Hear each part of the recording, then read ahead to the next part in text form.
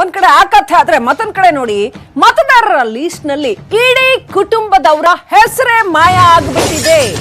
ಶಾಂತಿನಗರದಿಂದ Miller's ರೋಡ್ಗೆ ಇಡೀ ಕುಟುಂಬದ ವೋಟರ್ ಐಡಿ ವರ್ಗ ಆಗಿತ್ತು. ಇವತ್ತು ಪಾಪ ಹೋಗಿ ವೋಟ್ ಮಾಡ್ಬೇಕು ಅಂತ ನೋಡ್ತಾರೆ, ಎಲ್ಲಿದೆ ಅಲ್ಲಿ ಅವ್ರ ಹೆಸರೇ ಇಲ್ಲ. ಮತದಾರರ ಲೀಸ್ಟ್ ನಲ್ಲಿ ಇಡೀ ಕುಟುಂಬದವರ ಹೆಸರೇ ಮಾಯ ಆಗ್ಬಿಟ್ಟಿದೆ. ಇಂಥ ಅಪಸವ್ಯಗಳು ಕೂಡ ಸಾಕಷ್ಟಾಗುತ್ತೆ. ವೋಟ್ ಮಾಡ್ಬೇಕು ಅಂತ ಬಹಳ ಉತ್ಸಾಹದಿಂದ ಹೋಗಿರ್ತಾರೆ, ಅಲ್ಲಿ ವೋಟರ್ ಲೀಸ್ಟ್ ಅಲ್ಲಿ ಅವ್ರ ಹೆಸರೇ ಕಾಣೋದಿಲ್ಲ. 1.5 ವರ್ಷದ ಹಿಂದೆನೆ ವರ್ಗ ಆಗಿ ಎಲ್ಲ ಚೆಕ್ ಮಾಡ್ಕೊಂಡಿದ್ದಾರೆ. ಆದ್ರೆ ಈಗ ಮತದಾನದ ದಿನ ಲೀಸ್ಟ್ ನಲ್ಲಿ ಹೆಸರಿಲ್ಲ. ಶಿವಾಜಿನಗರ ಮತಗಟ್ಟೆ ಸಂಖ್ಯೆ 35ರಲ್ಲಿ ನಡೆದಿರ್ತಕ್ಕಂಥ ಘಟನೆ.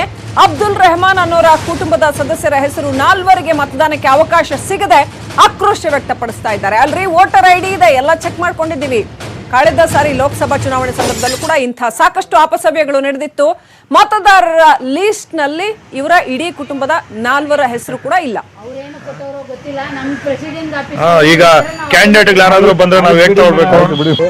ಮುಸಲ್ಮಾನರಲ್ಲಿ ಜಾಸ್ತಿ ಇದ್ದಾರೆ ಅಂತ ಅದ್ರ ಹೆಸರು ಡಿಲೀಟ್ ಮಾಡೋಕ್ಕೂ ಒಂದು ಚಾನ್ಸಸ್ ಇದೆ. ಇಲ್ಲ ಈ ರೋಟೆ ಮಾಡಬಾರ್ದು, ಅದು ಇಡೀ ಫ್ಯಾಮಿಲಿ ಕುಟುಂಬದ ವೋಟ್ ಹೋಯ್ತು. ಯಾರು ಕಾರಣ?